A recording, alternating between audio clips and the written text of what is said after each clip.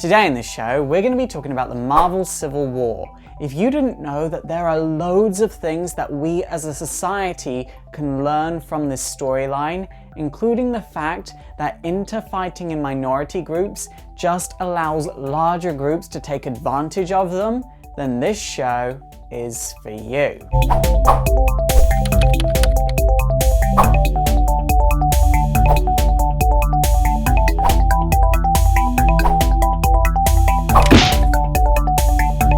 Now, before we get into the actual history of Civil War, there are a couple of things that we need to go over, like the actual intended message of Civil War. Now, if you're a kid, let's say below the age of 13, the intended message of Civil War for you is just to read it as a big superhero fight. If you are over the age of 13 and politically aware, you are supposed to read this series as a commentary on 9/11 and the Patriot Act.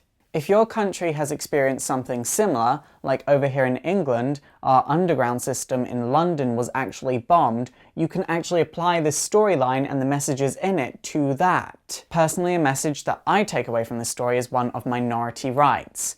That was not the intended message, or if it was the intended message, the writer hasn't said so.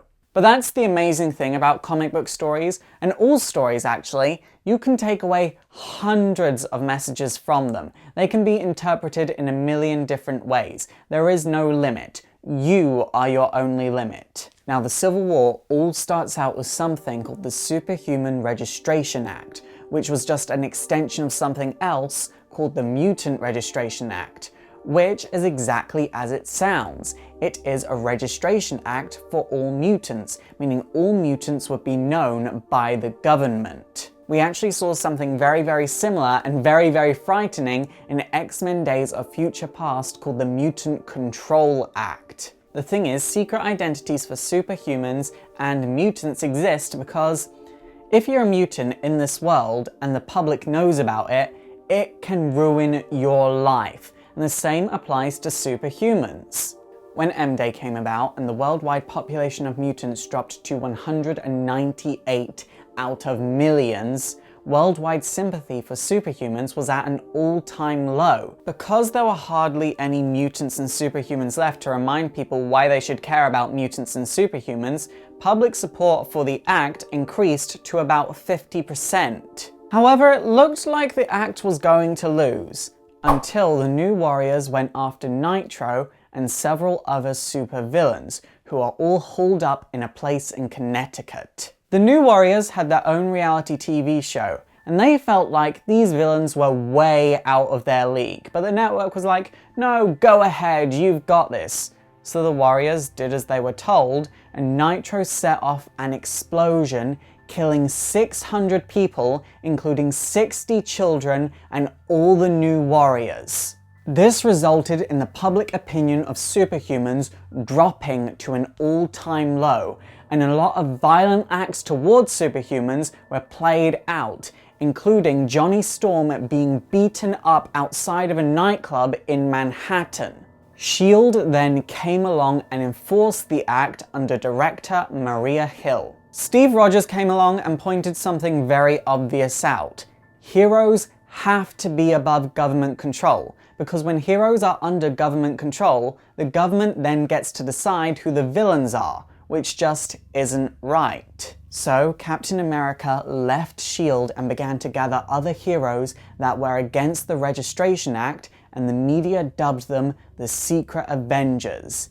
And these included the Young Avengers and Cloak and Dagger. Now, a really interesting fact that I love about the Secret Avengers is that all the people in the Secret Avengers had to take on a series of secret identities so they wouldn't get caught out, which essentially made them outlaws. Now, I will warn you from now, a lot of people, including myself, are still very bitter towards Tony Stark because of this storyline.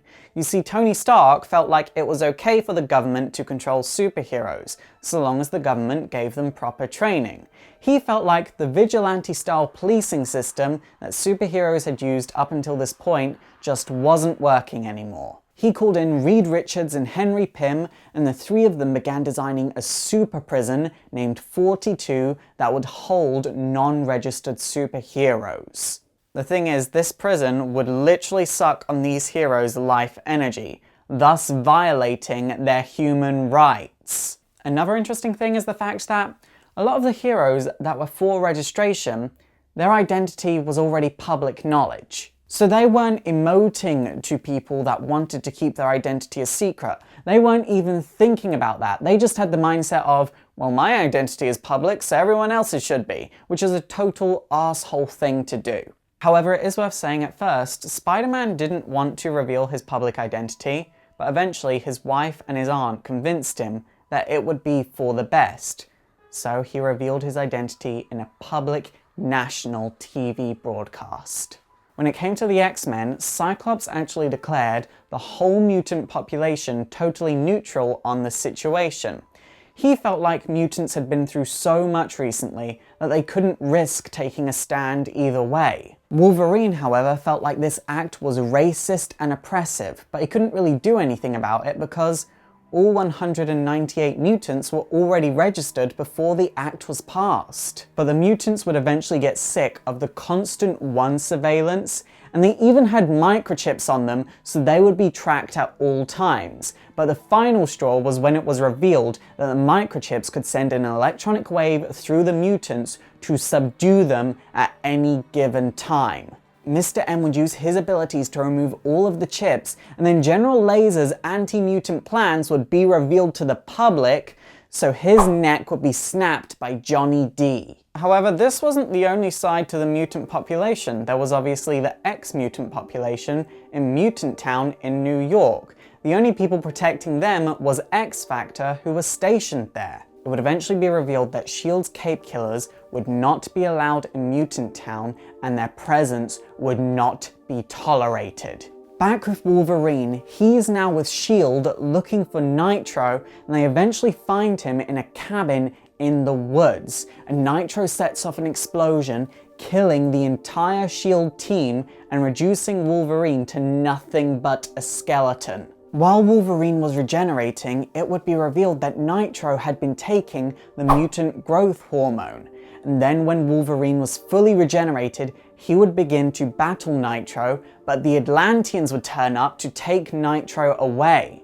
Nitro had actually killed Namor's cousin, which isn't a good thing. So Wolverine would go with the Atlanteans, but on the way to Atlantis, Nitro would try taking an Atlantean woman hostage, so Wolverine would, well, he would cut off Nitro's hand. Wolverine decided that it would be best for him to just leave Nitro to the Atlantean justice system and go after the people who are clearly dealing the mutant growth hormone, and he would quickly find out that it was Damage Control, people that clean up after superhero fights for a commission. Obviously, if they're dealing mutant growth hormone, it's because they expect there to be bigger fights, which means more damage, which means more money for them. Now what happens next is a little bit of a pointless plot point, but it kind of needed to be there, but it was really uninteresting to me. Basically, the government realizes with all the superheroes fighting amongst themselves, there is no defense from supervillains. The only thing that we really needed to take note of for the rest of the Civil War is that some villains had nanites put in their blood system, which could be activated at any time to subdue the villain. However, some other villains would graft scroll tissue into their bodies, thus giving them shape-shifting abilities, making registration very easy to avoid. It's super effective! Okay guys, that is it for part 1. Make sure to tune in tomorrow for part 2. And also don't forget to thumbs up and subscribe if you want to see more history videos like this one. And also don't forget to like me on Facebook, follow me on Twitter, support the show by checking out my Patreon so I can make bigger and better and more history videos. And also don't forget to subscribe to my gaming channel. My name is Faust, this has been Exploring Comics, and it is super effective.